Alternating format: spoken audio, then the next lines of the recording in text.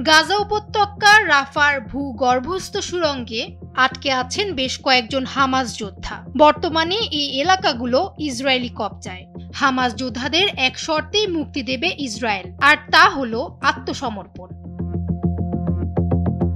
গত মাসে হামাস ও ইসরায়েলের মধ্যে যুদ্ধবিরতি হওয়ার পর রাফার কিছু ভূগর্ভস্থ স্থানে কয়েকজন হামাস যোদ্ধা আটকা পড়েন। তাদের আত্মসমর্পণ করতে বলছে ইসরায়েল। আত্মসমর্পণ করলেই মুক্তি দেওয়া হবে তাদের। তবে আত্মসমর্পণ করবে না আটকে থাকা হামাস যোদ্ধারা। তারা বলছে তাদের অভিধানে আত্মসমর্পণ বলে কিছু নেই। এদিকে ইসরায়েলের এ শর্তকে কিছুটা সহজ করেছে হামাস। 2014 সালের গাজা যুদ্ধের সময় নিহত হন ইসরায়েলি সেনা লেফটেন্যান্ট হাদার গোল্ডিন। সম্প্রতি হামাস তার মরদেহ উদ্ধার করেছে। ইসরায়েলি সেনা প্রধান ইয়াল জামির জানিয়েছেন, যদি হামাস গোল্ডিনের মরদেহ ফিরিয়ে দেয় তবে রাফায় আটকে থাকা হামাস যোদ্ধাদের নিরাপদে বেরিয়ে যাওয়ার সুযোগ দেওয়া হবে।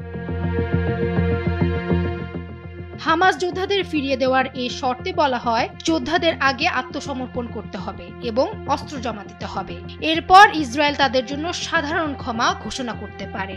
ইসরায়েলের এই প্রস্তাব প্রত্যাখ্যান করেছে হামাসের সামরিক শাখা ইজ আল-দিন আল-কাশেম ব্রিগেড। প্রস্তাব প্রত্যাখ্যান নিয়ে তিনি বলেন, তারা কোনোভাবেই আত্মসমর্পণ করবে না। আত্মসমর্পণ তাদের নীতির অংশ নয়। ইসরায়েল যদি তাদের যোদ্ধাদের ওপর হামলা চালায় তার দায় তারাই বহন করবে। ডেস্ক রিপোর্ট, সময়ের আলো।